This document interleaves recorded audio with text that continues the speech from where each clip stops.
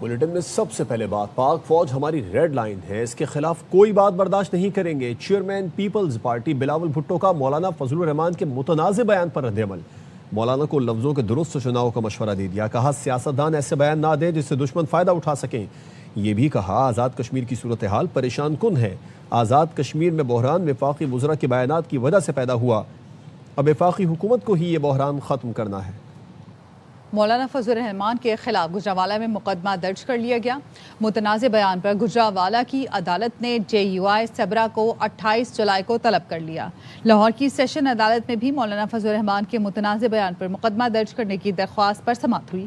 Additional session جج نے شہری محمد وقار کی درخواست پر ڈائریکٹر NCCIA سے جواب طلب کر لیا۔ سماعت 17 اگست تک ملتوی کر دی۔ فوج کی قربانیوں کو سیاست کی نظر نہیں کرنا چاہیے۔ وفاقی وزیر رضا حیات کہتے ہیں کہ مولانا فضل الرحمان کے بیان سے بہت تکلیف ہوئی۔ اسپیکر پنجاب اسمبلی ملک محمد احمد خان نے مولانا فضل الرحمان سے معافی کا مطالبہ کر دیا، کہا مولانا کی باتیں سیاسی، اخلاقی یا اصولی طور پر درست نہیں۔ وزیر اطلاعات سندھ شرجیل میمن نے کہا کہ شہداء ہمارے ماتھے کا جھومر اور فخر ہے، سب کو اپنی گفتگو میں شائستگی اختیار کرنی چاہیے۔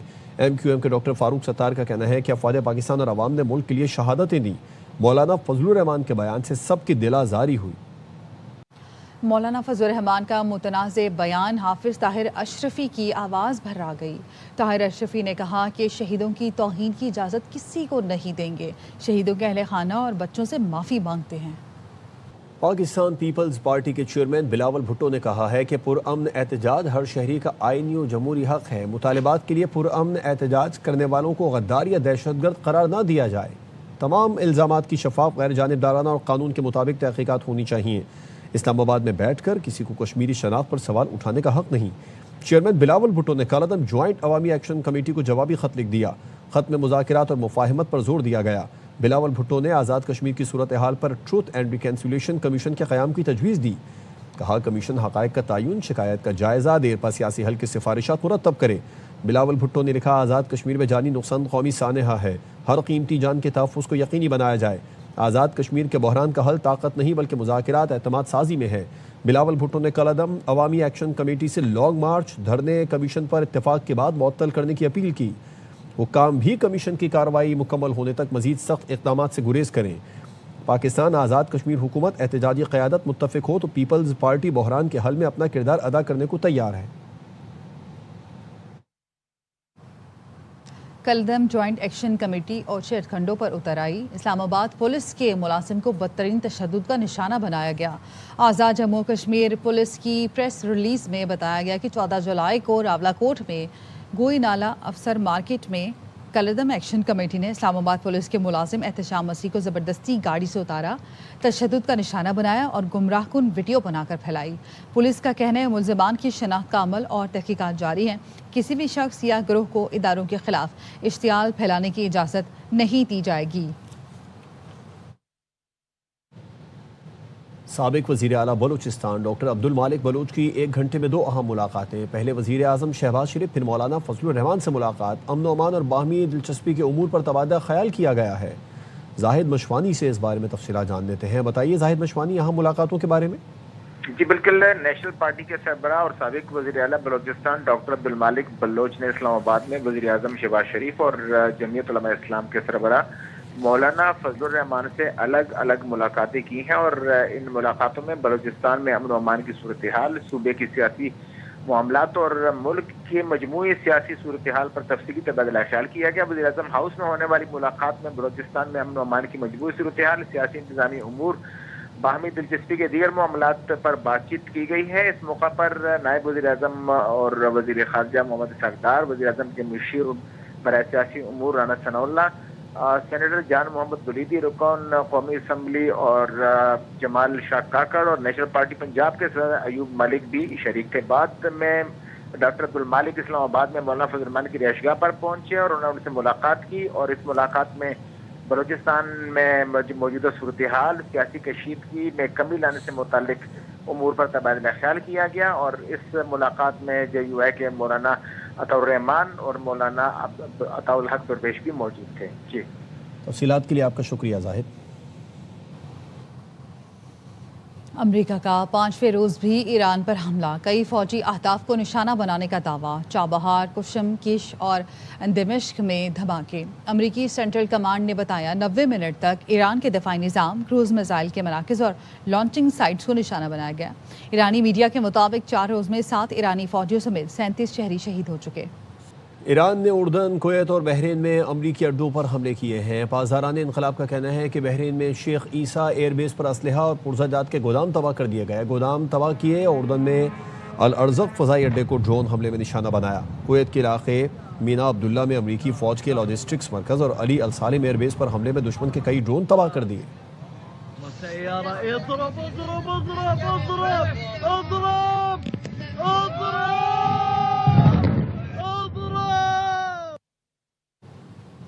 امریکی قومی سلامتی ٹیم نے ایران پر بڑے پیمانے پر بمباری کی تجویز دے دی۔ امریکی صدر کی زیر صدارت ایران پر حملوں سے متعلق جائزہ اجلاس سچویشن روم میں ہوا۔ امریکی ویب سائٹ ایکزیوس نے بتایا امریکی دفاعی حکام نے ٹرمپ کو ایرانی میزائل اور ڈرون سائٹس پر حملوں پر بریفنگ دی۔ امریکی صدر کو بتایا گیا پینٹاگون نے ایران کے خلاف فوجی مہم کی تیاریاں مکمل کر لی ہیں۔ تہران سے معاہدہ نہ ہوا تو اگلے ہفتے ایران کی بجلی گھروں پر حملے کیے جا سکتے ہیں۔ امریکہ کے صدر ڈونلڈ ٹرمپ نے خبردار کر دیا۔ فاکس نیوز کو انٹرویو میں کہا اس بارے میں کچھ نہیں کہنا چاہتا، کبھی بھی زمینی آپریشن کی ضرورت پڑتی ہے، لیکن ایسے لوگ بھی ہیں جو ہمارے لیے زمینی کارروائی کریں گے۔ صدر ٹرمپ نے میناب اسکول پر حملہ AI قرار دے دیا، کہا فوجی جرنیلوں سے بات ہوئی ہے، یہ بھی ممکن ہے اسکول کی جو تصاویر سامنے آئی ہیں وہ مصنوعی ذہانت سے تیار کی گئی ہوں۔ تحقیقات جاری ہیں، حتمی رپورٹ کا انتظار ہے، نہیں لگتا کوئی حتمی رپورٹ آ سکے گی۔ ایران کے اسکول پر حملے میں 168 بچے شہید ہوئے تھے۔ It's really bad for them because next week comes the power plants, next week comes the bridges. We're going to knock out all their power plants, we're going to knock out all their bridges unless they get to the table and negotiate. I think they have no choice, but my representatives over the course of, actually, an hour ago, they want to make a deal, but every time they make a deal, they break it. I said, you better make a deal, you're not going to have anything left. Speak to the generals. I don't think anybody's going to ever be able to say what happened there, but it's also possible that those images that you have are AI generated. Now, I know we're waiting for a conclusive report. I don't think there can be a conclusive report. فی الحال امریکہ سے کسی بھی قسم کے مذاکرات کا ارادہ نہیں۔ ایرانی وزارت خارجہ کے ترجمان اسماعیل بقئی نے کہا کہ اس وقت پوری توجہ ملک کے دفاع پر مرکوز ہے۔ ایران وعدوں کی پاسداری تبھی کرے گا جب امریکہ بھی ایسا ہی کرے گا۔ امریکہ نے معاہدے کی خلاف ورزی کی، ہم نے بھی عمل نہیں کیا۔ وعدے تبھی مؤثر ہوتے ہیں جب تک دوسری جانب سے ان کی تکمیل کی جائے۔ امریکہ نے ایران سے منسلک کرپٹو والیٹس کے $13 کروڑ منجمد کر دی۔ امریکی محکمہ خزانہ نے بتایا کہ ایران کے مرکزی بینک سے منسلک متعدد کرپٹو والیٹس پر پابندی عائد کر دی گئی ہیں۔ نئی پابندیوں کے تحت $13 کروڑ سے زائد مالیت کے ڈیجیٹل اثاثے منجمد کیے گئے۔ ایران کی غیر قانونی مالیاتی سرگرمیوں کے خلاف کارروائی جاری رہے گی۔ نوجوانوں کو کورس کے لیے چین بھیجنا شروع کیا، میرٹ کی دھجیاں اڑا دی گئی، سفارشی لوگ بھیجے جا رہے تھے۔ وزیر اعظم شہباز شریف کا انکشاف۔ اسلام آباد میں لائف سٹاک سے متعلق تقریب سے خطاب نے کہا سرکاری وسائل کا درست استعمال نہ کرنے سے بڑی زیادتی کوئی نہیں ہو سکتی۔ زراعت اور لائف سٹاک پر محنت کریں تو 1 سال میں اپنی معیشت بحال کر سکتے ہیں۔ پاک فوج، FC بلوچستان اور پولیس کا مشترکہ آپریشن شابان جاری۔ فتنہ خوارج کے مزید 3 دہشت گرد مارے گئے۔ سیکیورٹی ذرائع کا کہنا ہے کہ آپریشن شابان میں ہلاک ہونے والے دہشت گردوں کی مجموعی تعداد 88 ہو گئی۔ 5 جولائی سے اب تک مختلف آپریشنز میں 126 دہشت گردوں کو ٹھکانے لگایا گیا۔ وفاقی وزیر داخلہ کا دہشت گردوں کو عبرتناک انجام تک پہنچانے پر فورسز کو خراج تحسین۔ محسن نقوی نے کہا امن کے دشمن کسی رعایت کے مستحق نہیں۔ سیکیورٹی فورسز بلوچستان سے دہشت گردی کے مکمل خاتمے کے لیے پورا عزم ہے۔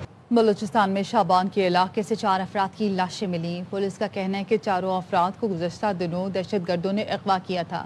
جاں بحق افراد میں ASF انسپیکٹر زبیر احمد اور سابق کارپورل خلیل الرحمان شامل، نجی اسپتال کا سیکیورٹی ملازم محمد صادق اور پولیس کانسٹیبل شامل ہیں۔ چاروں افراد کی لاشیں شابان میں ریسٹ ہاؤس سے ملی۔ پولیس کانسٹیبل فرید اللہ زیارت کے علاقے کواس کا رہائشی تھا۔ اہل خانہ کے مطابق فرید اللہ 25 جون کو ڈیوٹی پر جاتے ہوئے اغوا ہوا تھا۔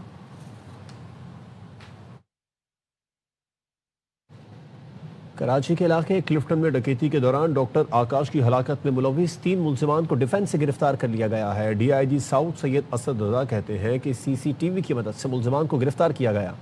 افضل خان کی رپورٹ۔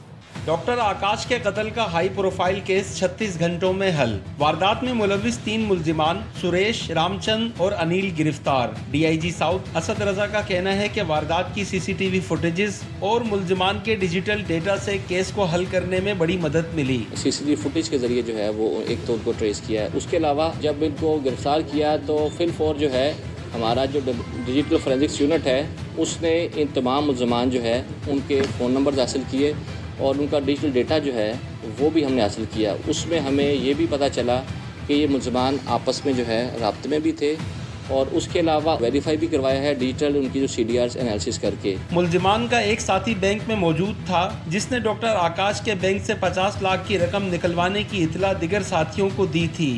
4 افراد جو تھے وہ موٹر بائک کے اوپر تھے اور اس کے علاوہ ایک جو تھی گاڑی جو تھی وہ جیسے وہ چلاتے ہیں سیفٹی میں، اس میں ایک کار بھی استعمال کی گئی۔ پولیس حکام کا کہنا ہے کہ رواں سال ڈکیتی مزاحمت پر قتل کے 45% کیسز حل کیے ہیں۔ ڈاکٹر آکاش کے قتل میں ملوث ملزمان کا گروہ کراچی میں لوٹ مار کی متعدد وارداتوں میں بھی ملوث رہا ہے۔ کیمرہ مین محمد حنیف کے ساتھ Afzal Khan, ARY news Karachi. ARY news کی خبر پر ایکشن۔ ترکیہ جانے کی کوشش میں انسانی اسمگلرز کے ہاتھوں ایران میں پھنسنے والے 2 نوجوانوں کو بحفاظت تہران میں پاکستانی سفارتخانے پہنچا دیا گیا۔ لاہور سے یار محمد کی رپورٹ۔ ڈنکی لگا کر ترکیہ جانے کی کوشش کرنے والے 12 نوجوان ایران میں پھنس گئے۔ ARY نیوز نے لاہور کے نواحی گاؤں بھسین کے رہائشی 3 نوجوانوں کی دل دہلا دینے والی فوٹیج نشر کی۔ فوٹیج میں ان نوجوانوں کو تشدد کا نشانہ بنایا جا رہا تھا، جن کی حالت دیکھ کر ان کی ماؤں کے آنسو نہیں تھم رہے تھے۔ کہہ رہے امی ہاتھ کاٹ دے، بھائی ہمارے ہاتھ کاٹ دیے، کان کاٹ دیے، ہمیں نے چھڑا لو، ہماری جان بکس دو، پیسے دے دو ان کو، 10 لاکھ روپے 11 لاکھ روپے پہلے دے دے، اب کہتے ہیں 6 ہزار ڈالر اور دو۔ ہماری گزارش نواز سے یہ ہمارا بچہ اور ہمیں انصاف چاہیے اور ہمارا بچہ ہمارے واپس لے کے ہمارے پیاس لیا ہے۔ ARY نیوز پر خبر نشر ہونے کے بعد FIA حرکت میں آئی اور لاپتہ 2 نوجوانوں کو بحفاظت تہران میں پاکستانی سفارت خانے پہنچا دیا گیا۔ ابھی ہم ادھر پاکستان سفارت خانے میں بیٹھے ہوئے ہیں تو پاکستانی سفارت خانہ بہت کوشش کر رہا ہے یعنی ہمارے لڑکوں کو بازیاب کروانے کے لیے اور ہم ان کے بہت شکر گزار ہیں۔ لاہور کے بھسین گاؤں کا رہائشی عامر واقعے کا مرکزی ملزم ہے، جس کی تلاش جاری ہے، جبکہ باقی افراد کی بازیابی کے لیے بھی کوششیں جاری ہیں۔ اٹک جی ٹی روڈ فقیر آباد کے قریب ڈمپر نے موٹر وے کے سب انسپیکٹر کو کچل دیا۔ پولیس حکام نے بتایا ہے کہ سب انسپیکٹر معمول کی ڈیوٹی پر تعینات تھا۔ ڈرائیور نے ڈمپر ریورس کرتے ہوئے اہلکار پر چڑھا دیا۔ سب انسپیکٹر موقع پر ہی جام بحق ہو گیا۔ حادثے کی C C T V footage ARY news کو موصول ہو گئی۔ ڈمپر ڈرائیور موقع سے فرار ہو گیا۔ ڈمپر کا مالک ہارون گرفتار کر لیا گیا۔ جام بحق اہلکار جاوید اکبر کی میت اسپتال منتقل کر دی گئی۔ اہلکار کا تعلق مردان سے تھا۔ فرار ڈرائیور فخر زمان کی تلاش میں چھاپے مارے جا رہے ہیں۔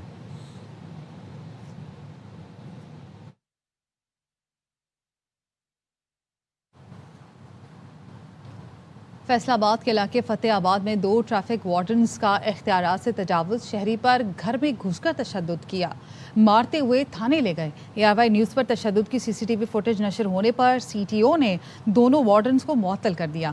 منگل کی شام ستیانہ روڈ پر 1 وے کی خلاف ورزی پر روکنے پر ایک نوجوان اور اس کے ساتھیوں نے ٹریفک وارڈن ہارون اسلم پر تشدد کیا۔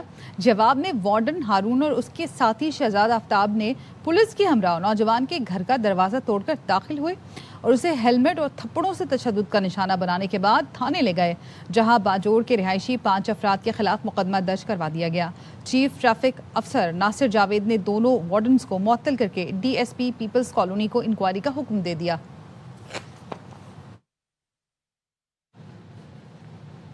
کراچی میں گزشتہ روز سہراب گوٹ میں بس ٹرمینل کے قریب ڈرم سے لاش ملنے کا واقعہ، ڈرم بس ٹرمینل کے قریب رکھنے کی C C T V ARY news کو موصول ہو گئی ہے۔ سلمان لودھی سے اس بارے میں تفصیلات جان لیتے ہیں۔ سلمان، کیا واضح ہو رہا ہے فوٹیج میں؟ دیکھیں، ایک لوڈر گاڑی ہے جس میں ڈرم رکھتے ہوئے سہراب گوٹ علاقے کے قریب ان کو دیکھا جا سکتا ہے۔ پولیس نے اس ڈرائیور کو گرفتار کیا تو ڈرائیور نے بتایا کہ 2 افراد نے یہ سوزوکی بک کی تھی جس میں بتایا گیا تھا کہ بس اسٹاپ کے پاس صرف سامان ڈراپ کرنا ہے۔ وہ نہیں جانتا تھا کہ اندر لاش موجود ہے۔ पुलिस कहती है ड्राइवर को तो हिरासत में लिखा है कि अलबत्ता जिस दम में जिस शहरी को मारकर कत्ल किया गया था उसकी शनाख्त आलम जैद के नाम से हुई, वो रकम लेने के लिए नाजमाबाद आया था, उसके बाद से लापता था। पुलिस ने इस वाक़े का मुकदमा सोराबकोट थाने में कत्ल की दिफात के तहत दर्ज कर लिया। वाक़े की तहकीकात पुलिस कर रही है। आपका शुक्रिया तफसीलात के लिए सलमान।